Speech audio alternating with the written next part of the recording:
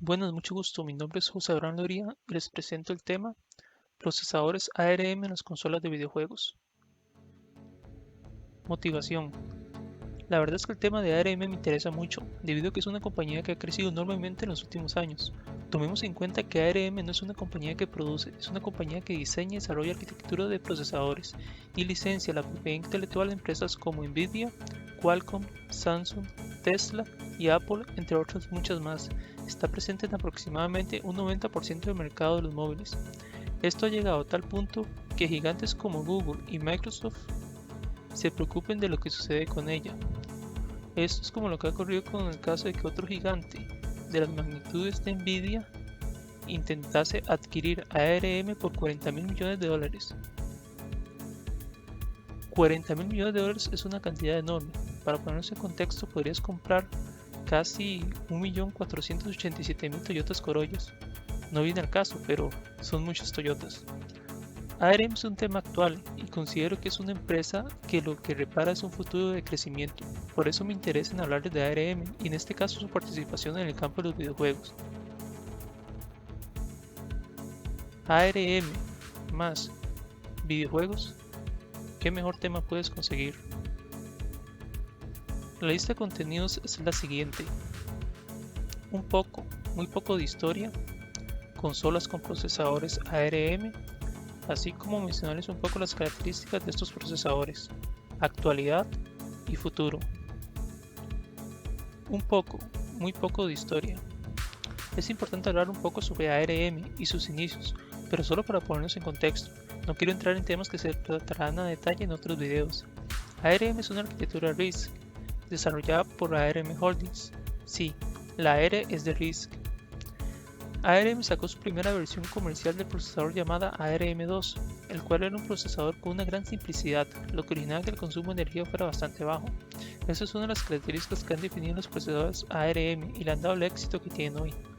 El uso de procesadores ARM se extendió con el procesador ARM7 TDMI, con millones de unidades en teléfonos móviles y videojuegos portátiles.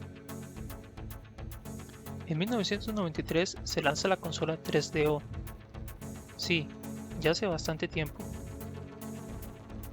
Panasonic produjo los primeros modelos, luego Worldstar, que ahora la conocemos como LG, y Sanyo, sacaron nuevas versiones en 1994. Otras empresas como Samsung y Toshiba obtuvieron concesiones, pero nunca sacaron unidades a la venta. Contaba con un procesador ARM60 de 32 bits a 12,5 MHz. Es el primero en admitir el espacio de direcciones de memoria de 32 bits, anteriormente eran de 26 bits. La 3DO tenía un precio de $699, lo cual era un poco alto si lo comparamos con la competencia, pero era considerada la consola más avanzada de su época, e incluso nombrada como producto del año de 1993 por la revista Time, aunque su precio y competidores como Sega y Nintendo hicieron que no tuviese tanto éxito como estos últimos mencionados. Tenía juegos como Need for Speed. Sí, este fue el primer Need for Speed que existió y fue lanzado para la consola 3DO. También tenía Doom y FIFA 1994, por mencionar dos juegos de muchos que se habían disponibles. Game Boy Advance. Si quieres una consola portátil, donde el hecho de que sea portátil requiere un uso eficiente de energía, ¿qué procesador utilizarías? No lo sé, tú dime. Claro, la vieja confiable. La Game Boy Advance, conocida en japonés como ゲームボーイアドバンス fue fabricada desde marzo del 2001 hasta el 2008, la cual tenía un procesador ARM7 de 32 bits a 16,78 MHz, producido por Nintendo bajo licencia de ARM para integrar prácticamente toda la consola en un único chip, lo que origina una disminución en el consumo de la batería. En el tiempo que estuvo a la venta se vendieron más de 81 millones de unidades. Ahora hablemos de este procesador. Tenía una potencia suficiente para permitir el desarrollo de juegos en C. Tenía además 32 KB de memoria interna y 96 KB de VRAM. Implementaba un conjunto de instrucciones adicionales llamado TUM, de 16 bits, de longitud por instrucción, en lugar de 32 bits, como el juego estándar de ARM. TUM es un subconjunto formado por las instrucciones que se usan con más frecuencia. Al tener la mitad de longitud se consigue disminuir la cantidad de código y mejorar su densidad. El rendimiento puede ser superior a un código de 32 bits. Toda la familia posterior a ARM9 incorpora esta tecnología. Nintendo DS. Sí, esta fue una consola que a pesar de ser portátil tenía unas dimensiones algo mayores. Esto originó que le hayan hecho algunos memes. Lanzado en 2004, la versión original contaba con un procesador de doble núcleo, que correspondía a un ARM7 TDMI a 33 MHz, el mismo que tenía la Game Boy Advance. Además de esto, una ARM 946E-S a 67 MHz. Se puede decir que era un procesador de doble núcleo. De estas consolas se vendieron 18,78 millones de unidades. Ahora hablemos del procesador. Para este se agrega un soporte para arquitectura ARM v5-TE, que incluye algunas extensiones del conjunto de instrucciones. El ancho de la unidad multiplicadora se ha duplicado, reduciendo a la mitad el tiempo requerido para la mayoría de operaciones de multiplicación. Además, conjunto de instrucciones de 32, 16 y a veces 8 bits. Depuración en tiempo real. Además, cachés de instrucciones y datos donde el diseño se puede modificar fácilmente para permitir cualquier combinación de entre 0 a 1 MB. El procesador está dirigido a una amplia gama de aplicaciones integradas donde el alto rendimiento, el bajo costo del sistema y un bajo consumo son todos factores importantes. Nintendo DS Lite se lanzó al mercado en marzo del 2006, contaba con el mismo procesador de doble núcleo de la DS original. Los primeros 3 meses ya se habían vendido 700.000 unidades solo en Japón. En Estados Unidos se lanzó en junio del mismo año y en los primeros 10 días se vendieron 500.000 unidades. Esta generación era más pequeña que el modelo original y 21% más ligera. En general el tamaño y el diseño gustó más que la primera generación. Tiene una duración de batería de 15 a 19 horas o de 5 a 8 horas con el brillo al máximo. De esta consola se vendieron 93,86 millones de unidades. Nintendo DSi. En noviembre del 2008 se lanza en Japón esta nueva versión. Adivinen qué procesador tenía. No lo sé, tú dime. Procesadores ARM, los ARM7 a 33 MHz y ARM9 a 166 MHz. Para este caso Nintendo eliminó la retrocompatibilidad con la Game Boy Advance, sí, la que se había lanzado en el 2001. Contaba con una duración de batería que según el brillo puede durar entre 10 a 15 horas máximo y 3-4 horas como mínimo. Nintendo DSi XL. Lanzada en noviembre del 2009, un año después de salir la DSi, esta consola portátil tenía un tamaño mayor, a eso viene el XL, pues sí es de suponer las pantallas más grandes, pero mantuvieron la resolución. Esto con el fin de no causar complicaciones a los desarrolladores y mantener la compatibilidad con el resto de consolas. ¿Cómo le ha sacado provecho a Nintendo a la arquitectura de ARM? ¡Dinero! PS Vita. Lanzada en diciembre de 2011 en Japón y se produjo hasta 2019 para un aproximado de 16 millones de consolas vendidas.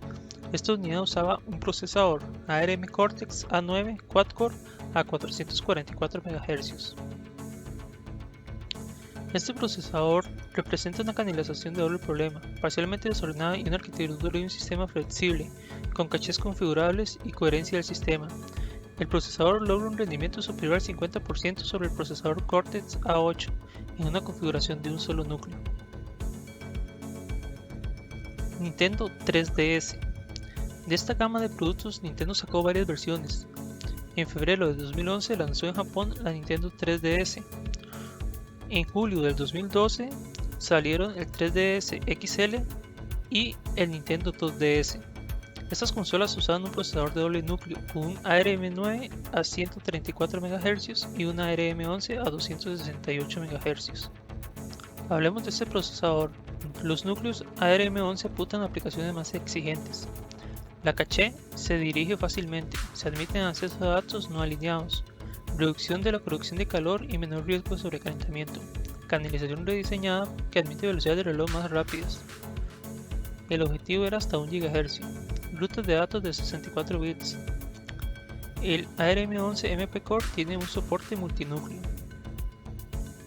En octubre del 2014 sale al mercado la nueva Nintendo 3DS y 3DS XL, y en junio del 2017 la nueva Nintendo 2DS XL.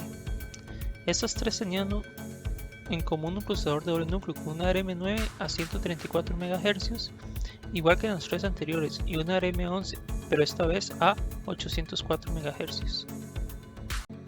Otras consolas. Estas consolas no son muy conocidas, pero me pareció interesante mencionarlas. La GP32 es una consola de 32 bits que salió a la venta a finales del 2001. Es una consola orientada al software libre, con pocos juegos, alrededor de unos 20, pero muchas aplicaciones y hasta la versión reducida de Linux. Tenía un procesador ARM 920T a 133 MHz, pero en algunos casos con overclocking podrían llegar hasta los 200 MHz. Entre otras aplicaciones que más éxito ha tenido es la habilidad de emular otros sistemas. De forma regular emula Super Nintendo y de forma experimental PlayStation. La Tapwave Zodiac era un tipo de PDA que podía ser utilizada como una potente consola. Fue lanzada al mercado en el 2003. Esta consola tuvo soporte hasta el 2005 cuando la compañía entró en la bancarrota. Esta consola usaba el procesador ARM 920T a 200 MHz.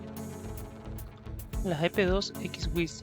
Esta salió en mayo de 2009. Tenía un procesador ARM 926J a 533 MHz. Esta consola portátil no tiene muchos juegos comerciales, aún así, la Wii se basa en los juegos caseros y en emuladores, gracias al open source. Contaba con un sistema operativo Linux. Actualidad y futuro. El 17 de septiembre de 2020 Nintendo anunció el cese de producción de la Nintendo 2DS XL. Actualmente algunas consolas que tenemos en el mercado serían la Nintendo Switch con un Nvidia Tegra X1, compuesto por 4 núcleos de CPU ARM Cortex A57 y 4 ARM Cortex A53. La Nintendo Switch Lite fue lanzada el 20 de septiembre de 2019 como una versión portátil de Nintendo Switch, con ARM 4 núcleos Cortex A57 y ARM de 4 núcleos Cortex A53 a 102 GHz. Esta consola había vendido alrededor de 1,95 millones de unidades en todo el mundo el 30 de septiembre de 2019, solo 10 días después de su lanzamiento. Al 31 de diciembre de 2020 había vendido 13,53 millones de unidades en todo el mundo.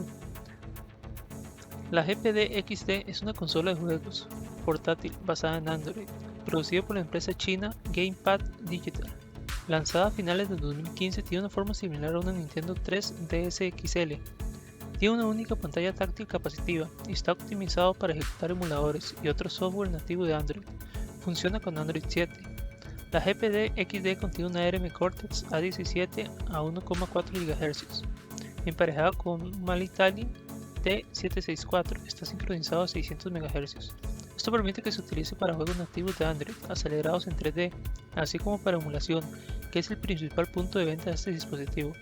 La potencia del dispositivo le permite emular sistemas hasta Sega Dreamcast y Nintendo DS, aunque con diferentes niveles de calidad. La NES Mini y la SNES Mini, ambas consolas comparten procesador, almacenamiento y memoria RAM. Las diferencias en hardware son mínimas. Estas fueron un éxito de ventas para Nintendo. Encontramos tanto la CPU ARM Cortex A7S y la GPU ARM Mali 400 MP2. Hablando un poco más de la actualidad y lo que podemos esperar a futuro, ARM tiene una amplia participación en múltiples sectores a nivel mundial. En el futuro seguro tendrá muchas más colaboraciones con Nintendo. Actualmente se usan los teléfonos celulares como consolas portátiles e incluso hay versiones orientadas a este propósito. Y recordemos que aquí también está presente ARM. Hablando de un tema que no está tan relacionado a las consolas, pero sí es un tema actual, podemos mencionar que Apple decidió dejar de usar los procesadores Intel, con los cuales venía trabajando desde el 2006. La compañía ya utiliza sus propios chips basados en arquitectura ARM, la misma sobre la que se construirán los nuevos microprocesadores. Eso fue un duro golpe para Intel.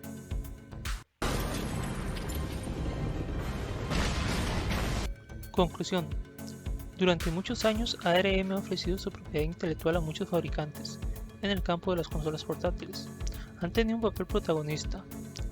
Ahora, como cada vez los dispositivos en general necesitan ser cada vez más eficientes, su uso se está generalizando a muchas más áreas, aunque ya estaban en todas partes.